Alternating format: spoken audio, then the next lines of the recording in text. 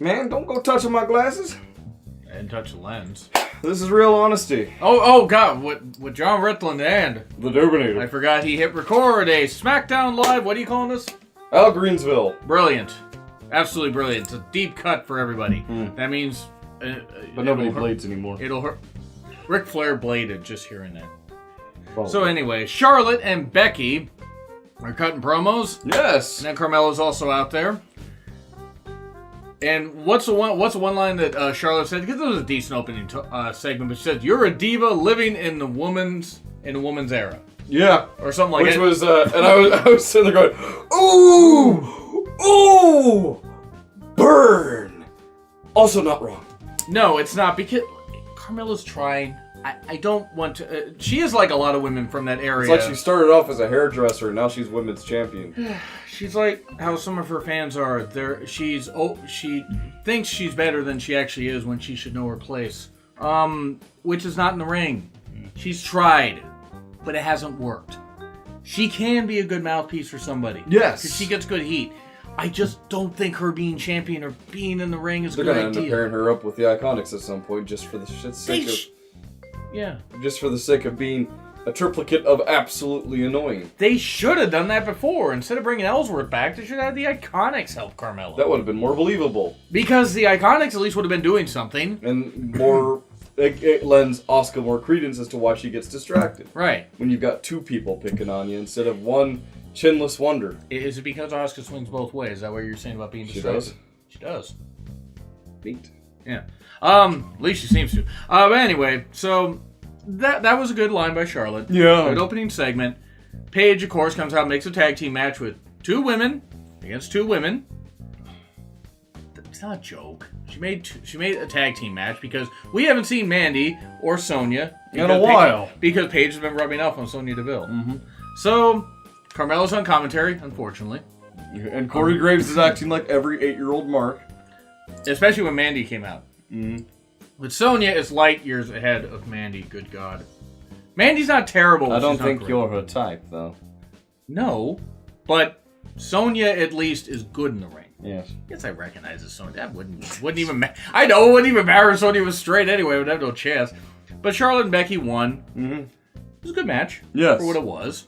I mean, Yeah. Sonya and Mandy put on as good of a show as they could, given the circumstance. As good as a match as Mandy could.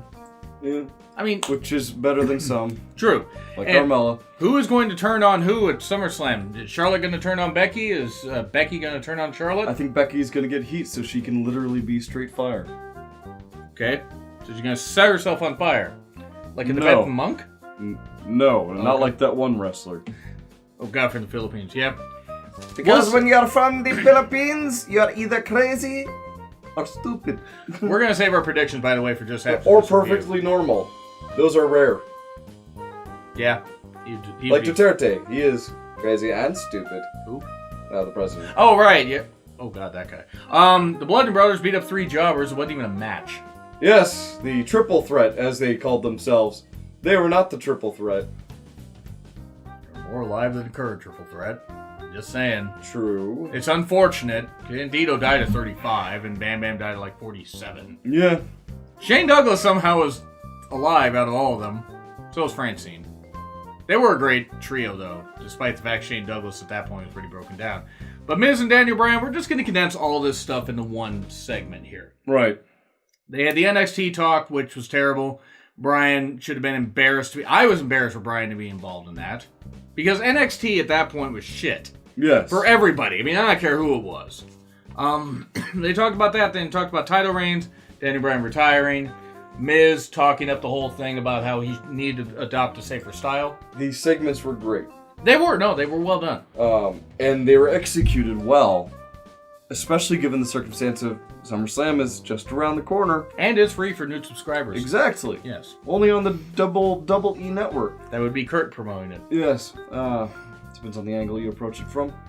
But yeah, it was a great way to remind people that their feud began long before Talking Smack. Yes. Which, also, I mean, they actually had a great feud over the U.S. title, which Daniel Bryan won, and I want to say Night of Champions 2010. Miz and Bryan, of course, in the whole thing part 3, he got cleared. And we are now at this. I don't know if Bryan's leaving. I hope he is. I don't think he is. Whatever. This is going to be either a 5-minute match or a 25-minute match. I don't think that he is, only due to the fact that they're including him so heavily in 2K19. True. Wouldn't be the first time they did something weird, assuming somebody would stay. And they may work a different kind of contract with him where he can go out and wrestle in other promotions. Progress, maybe. I mean, that would be about it.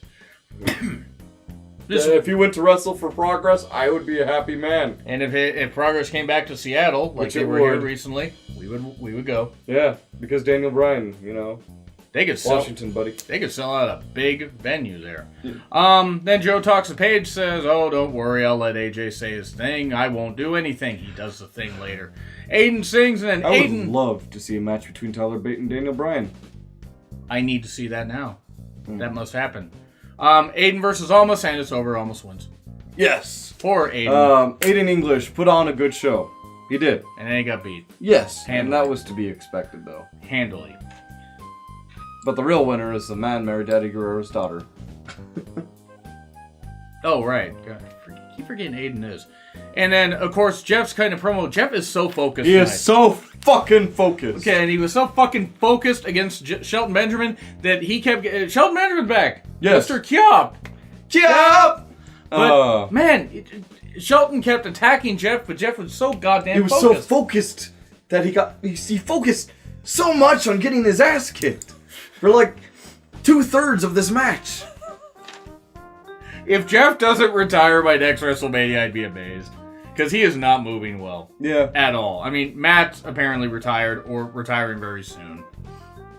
But Jeff Hardy wins, hitting a really weak splash. I mean, the only splash that was weaker was... Matt's spine is only fusing to his hip. Oh, come on. That's fine. It's fine. Jeff Hardy hitting a weak splash. The only weaker splash was Ultimate Warrior. Fuck that guy. I'm glad he's not around anymore. There's my one per show. He had bigger splashes when he slipped in the tub. I'm assuming he slipped in the tub. I'm assuming Whitney Houston slipped in the tub. Nakamura attacks and gets laid out. Yes. And then Orton is backstage with one hand behind the curtain. I wonder where his hand and the other hand for crapping dick.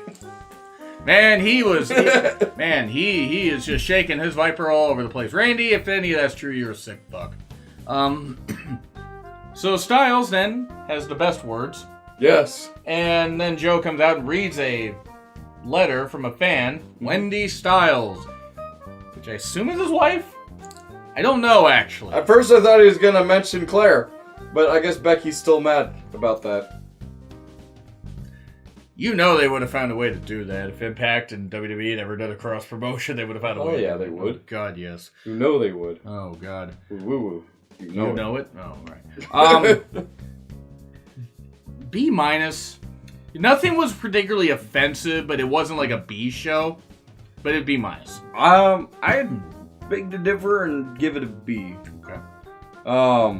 I had a lot of enjoyment out of the show. Oh yeah, and by the way, New Day beat Sanity. Yeah. So that's why I get to B-, because you're jobbing Sanity the fuck out. Well, Sanity is currently incomplete. I know. They want to push the group as a whole, I bet. I know, but they're ruined. For the time being. It's going to take like 6 months for them to be redone. All it can really take is one moment. True, but for the short term? Nikki Cross showing up the night after SummerSlam would be... Well, 2 nights after SummerSlam would be great. Yeah. But Sandy losing again, and I get New Day... I get the New Day had to win. You could have done a false finish here. Because you didn't need to do something where New Day won. And it's not that Sanity looked weak at all in defeat. No, I'm not... But they keep losing. I know. And so they didn't lose for months in NXT. And again, it's different on the main roster. That's why Vince and Dunn, if they both went away tomorrow, no one would fucking care. It would just get a whole lot better, the product. I think Stephanie would be lost. Pity. Yeah, God, right. But B- for me, B for you. Yes. 205 Live is going to be quick. There should be a poll up here for that. By the way, poll up there for SmackDown Live. So an Ali update was, Leo Rush. I don't care. Leo Rush versus Akira Tozawa on a very entertaining match with a very confusing end. there was some great comical moments between the two of them, especially with Lio Rush complaining that, he's hitting the jewelry, so he goes to remove the jewelry, throws that Tozawa, Tozawa catches the jewelry, Lio Rush goes to kick Tozawa, Tozawa catches his foot, and then takes him out. But for some reason, Lio Rush won this match, and that makes no goddamn sense. I get why they did it. Somebody needs to smash a brick upside Lio Rush's head. Like, in a figurative sense at least. Kick him hard, something. You gotta knock some sense into the dumb fuck, because I want to be hurt violently. Figuratively, of course. He doesn't know the difference between your and your. How uneducated does your dumb ass have to be? He's on the upper end of millennials. And by upper, I mean later. This is true. I did know some women that didn't know the difference between your and your dumb bitches, by the way, for that. Pretty much, my age group is about the dividing line in between knowing how the difference between your, and your, there, and there, lead and lead, right, and Captain Dumbass. It's just, he's a zero. And look, it's not even Lio Rush. It's just, be intelligent. Whether you're man or woman, be fucking intelligent. Actually know the difference between grammar. Get the fuck off social media. I mean, quite frankly, you'll probably... You need to make up for all of your mistakes, but you don't get any possibility of doing that. They all probably voted for Trump anyway. I don't know. Lio Rush, just idiot. He won, whatever. Mm-hmm. Lio Rush, you're really gonna have to try hard to change my mind. Apparently. And dumbass no-sell a bunch of shit. What did he no-sell during that match? Can you just let me have this one? I don't know. The guy's an idiot. Yeah, I know. And knock some sense into him. Ali update. Maverick will not clear him. Yeah. Which is smart. Hopefully Ali actually gets some time off, because he has been running hard. Yeah. Like, he really has. He's got to go hard. All day, all night? No, that's later. That's his theme song. Oh god, right. Let's think of the revival. Hideo Itami beat Trent Newman. Try the Newman sauce. Wait. Yes. Wait. No. Wait. Oh, ooh. That was bad. Hideo beat him. Pretty easily. Yeah, knocked him the fuck out. Oh god, right. And then Cedric versus Gallagher. They had a Cedric and Drew Gulak video package, like dueling video package about hyping up for the SummerSlam match. On the pre-show. Dueling packages. Well, it's his and he won't let go. Gross. So anyway, Cedric... What is he, Randy? We'll have it... Could be Randy, I mean, I don't know. Orton. Well, I mean, to be fair, Randy actually would hate Cedric because he's black. Mm-hmm. So, Cedric versus Gallagher. It was entertaining. Gallagher, damn good wrestler. It's a battle between black versus white, as in good versus evil. Not just that Jack Gallagher is as pale as the pale moonlight. White is not right. Good old Kerwin White. God, boy, poor Chavo. It's got to be hilarious when Aiden English is at the family reunions. It's like, well, at least I'm not the whitest guy in the group, right, Kerwin? God. Oh. Poor Chavo. Yeah. He stuck around the company for 6 years after that. Well, about 5. But anyway, Cedric beat Gallagher. It was a good match. Yep. Well done. He got ambushed afterwards by... Kendrick. Yep. Lumbar check to Kendrick, and then Gulak locking in the skull end. I mean, the Gulak. The Gulak. I'm going to call it the skull end because that's what it is. But, all this stuff happened. And is that a New Japan reference I'm not getting? There's a wrestler named Sonata that does that move like Sonata.